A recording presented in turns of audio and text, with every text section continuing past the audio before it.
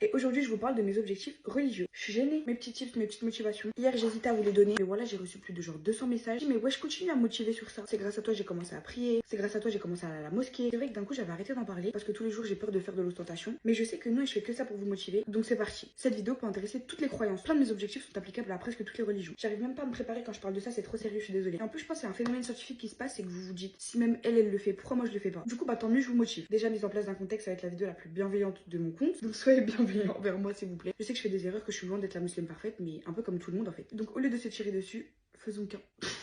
Bref, premier objectif, bien évidemment apprendre de nouvelles sourates. Et vraiment va à ton rythme, commence par en apprendre des toutes petites, apprends-les bien parce que je pense que le plus important quand on apprend une sourate c'est d'apprendre la signification, l'histoire derrière, ça la rend encore plus importante dans ton cœur, donc fais-le. Et petit à petit on va devenir des boss et on va apprendre les plus longues Inch'Allah. Deuxième objectif, prier le plus à l'heure possible. Pour les autres religions je suis pas assez renseignée, je sais pas si vous avez des heures, mais au pire plusieurs fois par jour, genre 5 minutes vous vous posez et vraiment vous priez Dieu. Moi dans ma religion j'ai 5 prières obligatoires et c'est vrai, j'assume devant vous. Ok je les prie, genre je dors pas sans avoir fait mes 5 prières, mais l'heure c'est vrai que c'est compliqué quand t'es dehors, quand t'es à l'école et tout. Après tu rentres, t'es fatigué, donc vraiment je vous comprends. Mais il faut vraiment, je pense, se faire continuellement des rappels sur la prière pour se rendre compte que c'est vraiment le moment le plus important de ta journée. Donc il n'y a pas de retard qui tienne. Quand tu vas à l'école, t'es pas en retard. Quand tu vas parler avec ton créateur, t'es en retard. Et je le dis pour moi. Là, je me vois moi, je vois pas vous. Ah là là. Donc vraiment, motivons-nous après le plus à l'heure possible, tout le temps, le faire le plus d'efforts possible. Même si t'es dehors, t'es pas très loin de chez toi, ça te coûte quoi de rentrer, de prier, de ressortir après. La seule prière où je suis un peu fière ces derniers temps, c'est vraiment Fajr, parce que je fais vraiment des efforts pour me lever. En plus, en ce moment, elle est pas trop tôt, donc tu peux limite commencer ta journée après avoir prié Fajr. C'était vraiment une date girl de luxe. Ça, c'est un objectif qui va se mettre en place petit à petit. Bon, là, j'utilise des mots pour vraiment vous me compreniez. Et une prière que tu peux faire juste avant la prière de Fajr, donc le Tahajjud. C'est vraiment la prière de ma religion qui exauce genre tous tes vœux. C'est vraiment le moment où Dieu t'écoute le plus. Donc en fait, vois ça comme un jeu, enfin pas un jeu, mais genre tu te dis t'auras tellement de récompenses et ça te coûte tellement rien. C'est 5 minutes de ta vie qui peuvent changer toute ta vie et l'après surtout. Donc bref, motivons-nous, mais il faut que vous m'aidiez à vous aider à vous motiver. Si je fais des stories à chaque fois pour vous montrer que je suis réveillée ou dans mes vlogs je le dis, ça va vous motiver ou pas assez, je sais pas.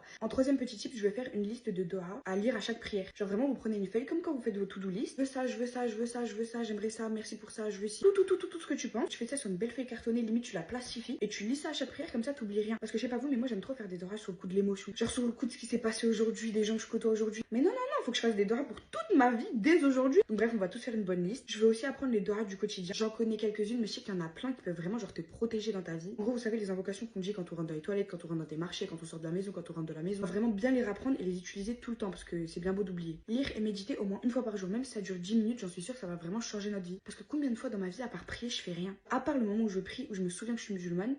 Le reste du temps, alors que quand tu lis ton livre, donc n'importe quel livre, hein, vraiment, n'importe quelle religion t'es, je sais pas, c'est solennel, tu te rends compte de pourquoi t'es sur terre, etc. Faut aussi mettre en place une routine de protection. Je vous jure, quand je fais mes invocations du matin et du soir, je fais pas de cauchemar, je passe une bonne journée, je suis pas fatiguée, je suis motivée. Quand je le fais pas, aïe. Donc venons, on commence à se protéger ensemble. Moi, je suis musulmane, donc le jour le plus important de la semaine,